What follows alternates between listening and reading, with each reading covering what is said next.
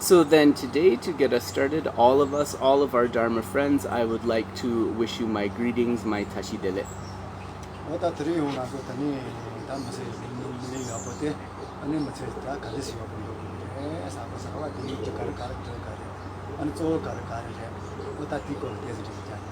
So today I would like to give some advice on how to use this human rebirth well. Specifically, I'd like to talk a little bit about happiness and the kind of causes that one should accumulate to achieve happiness.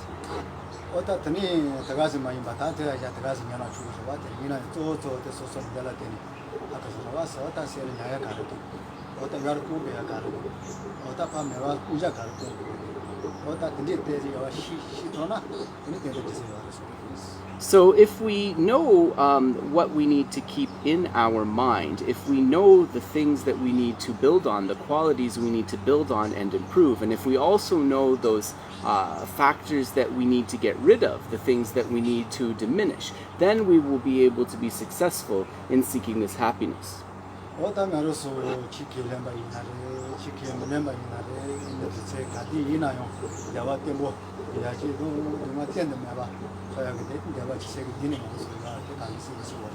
So whether one is a believer or whether one is a non-believer, one has within one's mind this stable wish, and that stable wish is to be able to achieve a lasting happiness and to be able to get rid of even the slightest suffering.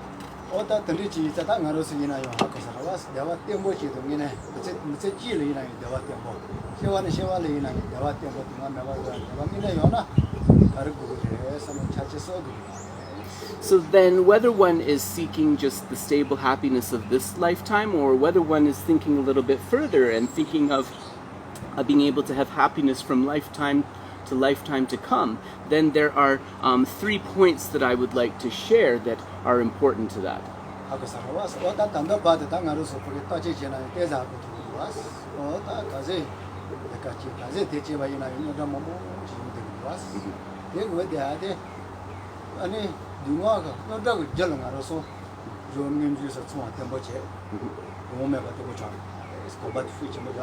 Yeah.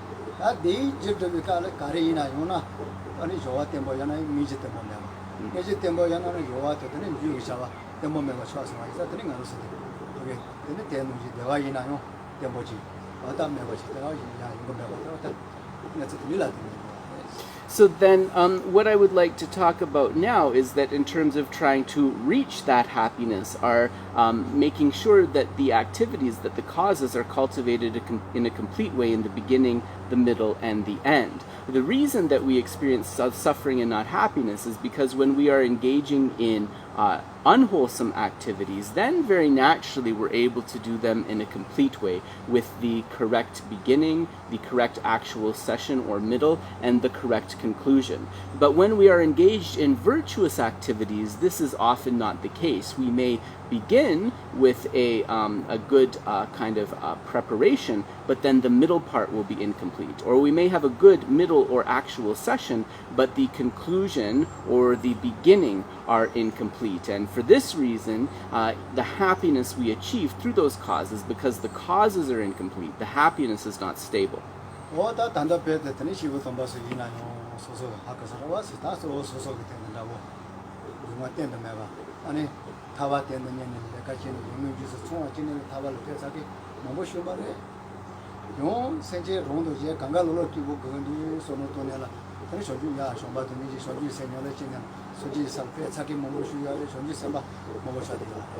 So then we do know, however, that there are beings that are successful with these activities because we have these holy beings who are able to complete the beginning, middle, and end in a complete way. And in that way, they are able to completely get rid of suffering. They are able to achieve the state of complete liberation for themselves. And then in terms of those Mahayana practitioners who think about benefiting both themselves and others, they are able to engage in the correct activities with a motivation of bodhicitta based in love and compassion, and they are able to reach Buddhahood, or they are able to become great bodhisattvas. So there are many examples.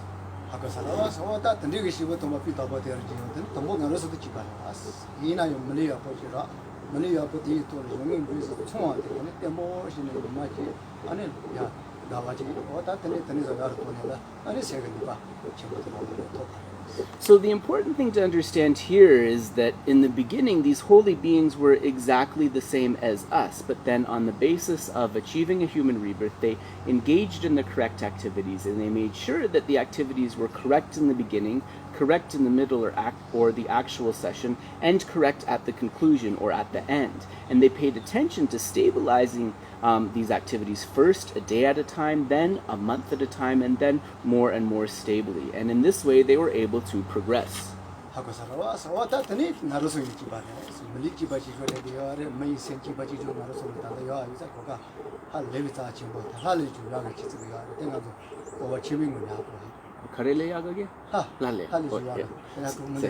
So then, in terms of this precious human rebirth, we have this amazing opportunity right now. We have this human body and mind, and we are in a situation that is considered superior even to those beings in these celestial realms, even to the beings in the Deva realms.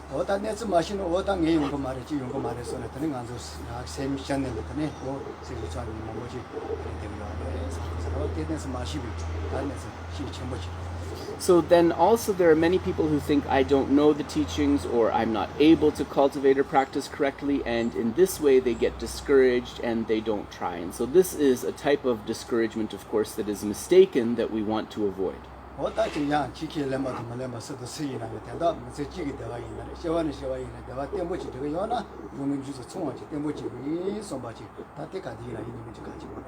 So whether one is a Dharma practitioner who is aspiring to a Dharma goal, whether one is a person who wants to achieve the stable happiness of this lifetime, whether one is aiming to have good conditions, stable happiness in lifetime to come, one needs to pay attention to the three parts of the activity: the beginning, the preliminaries, the middle, the actual session, and the end or the conclusion.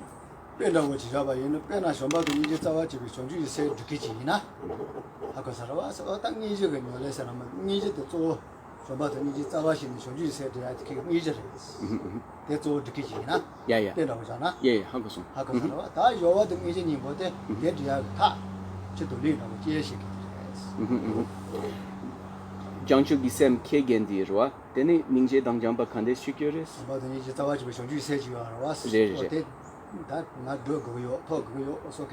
yeah yeah hagosun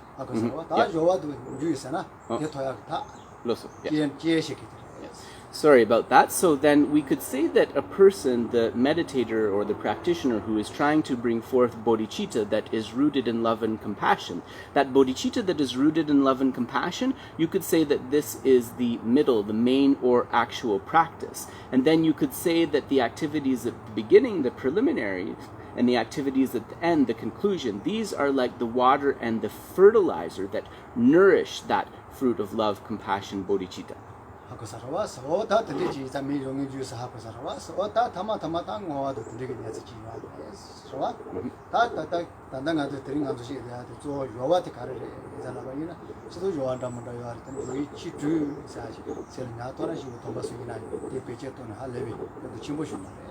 So then, in terms of the activities at the beginning, the middle, and the end, at the end we often talk about the dedications of the merits. Geshe just gave the example of the actual session or the activities in the beginning, but today he would like to of the activities in the middle or the actual session, but today he would like to focus on the activities at the beginning or the motivation. And in terms of the activities at the beginning, he would like to talk about this in the context of the 6 preparatory practices.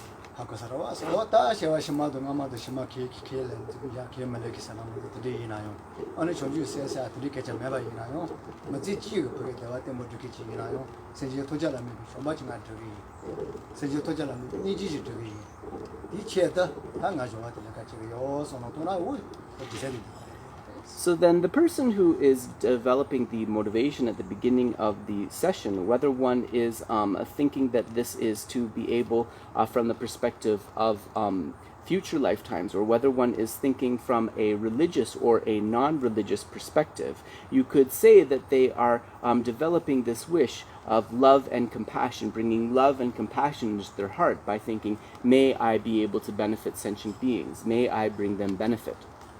하고 살아와서 어디다 드시래. 서로다 다원은 요이 집주에서는 간도 노지 가르치고 요르잖아. 다 가서 또 모든 거 사. 내 곳이 도시라 그 수주도 때 좀 봐. 지킬래마도 만나봐. 안기게 내가 자기네서 노지리 제대로. And so then in terms of these 6 preparatory practices, in the last video I talked about the first of these 6, which is to prepare the place of practice well, arranging excellently representations of holy body, holy speech, and holy mind. And we talked especially about cleaning the place of practice, and we talked about how this could be done from the perspective of both believers and non-believers. 어다 그것도 제때 좀 봐야 돼야 나면은 하고 살아와 다 시키려게 있는 요하라 왔어. 어떤지 있는 대지파 좀 하시는 대지 유전하고 저는 그거 요. 하고 살아와 아니 매나는 다시 그냥 어다 카리타시타. 아 그것도 되게 매나. 알레. 다시 제대로 와. 제. 그것도 야쇼는 이거 제대로 와. 야야 아 매나 이니 멘트도 그냥 같이는 말이 된다. 정말 여보 어제 가서 메이도 가는 게 진짜 잘.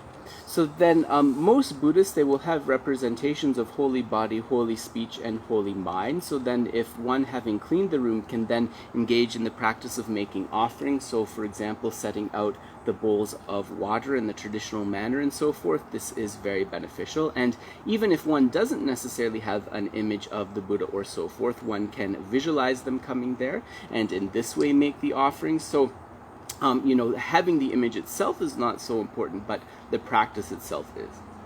어다 되지. 다 들이 좋은 이바테 하고 살아와서 어다 요가 다른 예정에 대해서 자서 왔어. 어다 다 이바 저와 요매지 개원 지바 쇼바.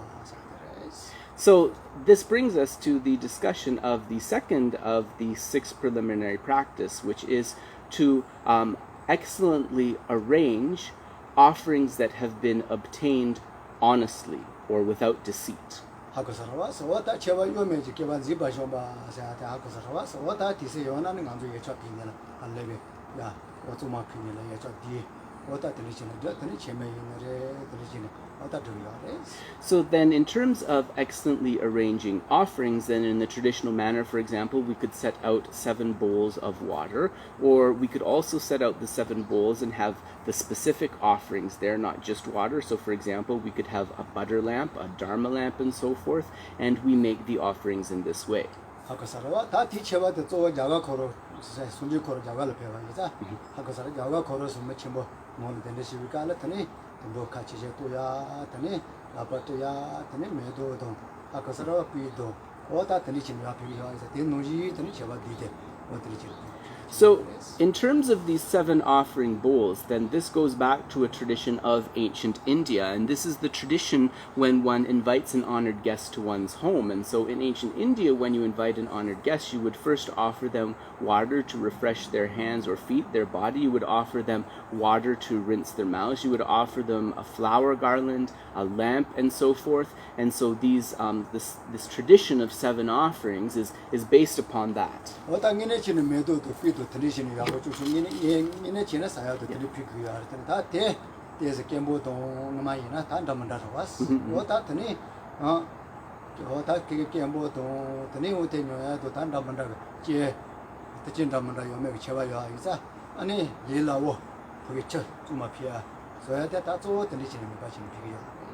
However, when we think about these 7 offerings, we think about the delicious food, flowers, incense, and so forth that are offered, then these might not always be easy for people to obtain. They might not be able to attain all of these. It might be beyond their expense, or the conditions just might not be there for them to be able to arrange all of those 7 offerings. And so, understanding this, then there was this tradition arose to make it easier for people to engage in the practice of offering, of simply offering these 7 bowls full of water.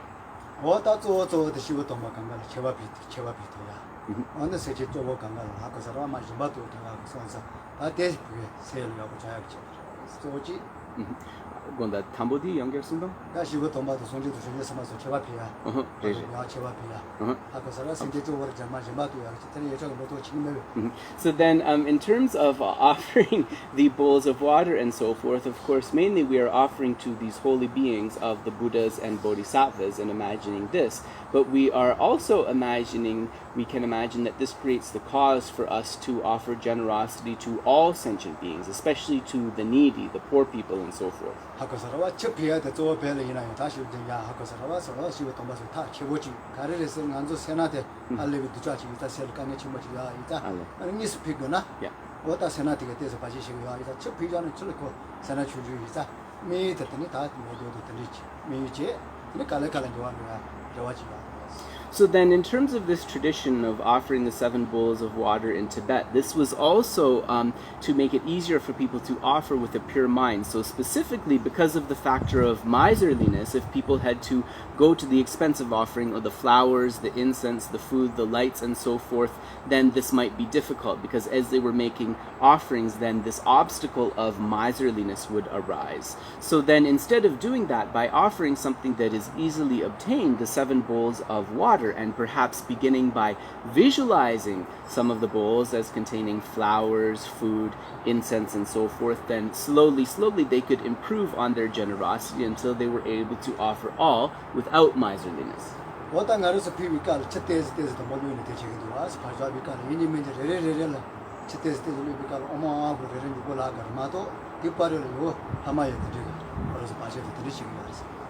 So it is said also, when we set out each of the bowls, it's important to just put at least a few drops of water into the bowl and not to set the bowl down on the surface of the shrine empty. And then as we fill the bowls with water, we recite the syllables Om Ah Hung, Om Ah Hung. And this is very important so that unseen beings, right, potential obstacle causing beings, do not take possession of the offerings.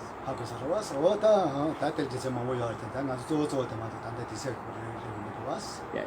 So then there's of course a lot of things to be said about this and why it is done in this way, but there's not time to explain it all on this occasion.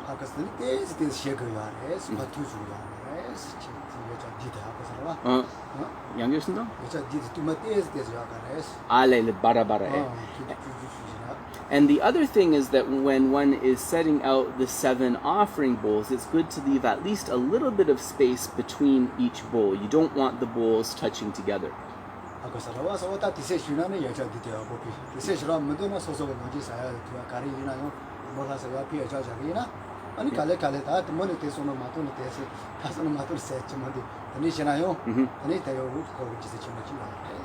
So then, of course, it's very good to engage in this practice of offering the 7 offering bowls. But then, even if one doesn't necessarily have time for this, you can take whatever you usually eat, whatever you usually drink, and make this as an offering to the beings. Of course, you know, it's not the perfect practice, but there's also a reason for doing this. It is something that is beneficial.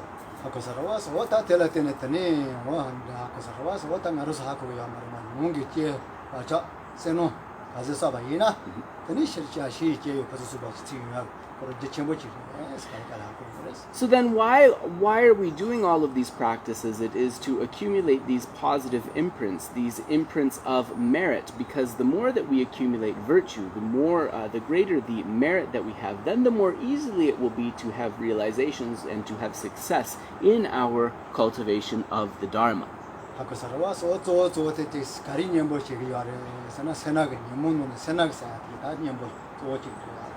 And if we speak about the practice of offerings specifically in the context of an antidote, what are they an antidote to? They are an antidote to this affliction of miserliness specifically.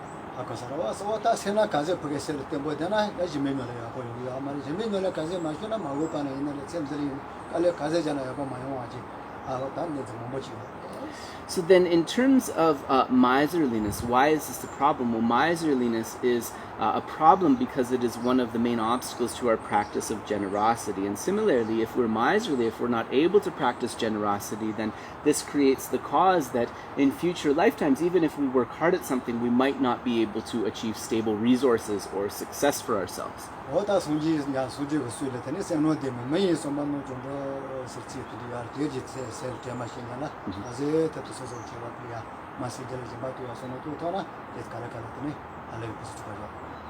So the Buddha says in the scriptures that a person who is endowed with great merit has their goals accomplished exactly as they wish. They have their goals accomplished exactly as they wish. So understanding even this benefit, then it is very good to engage in the practice of making offerings, but also in the practice of generosity. 야 도체 드리티자. So thank you very much. We will stop it here for today.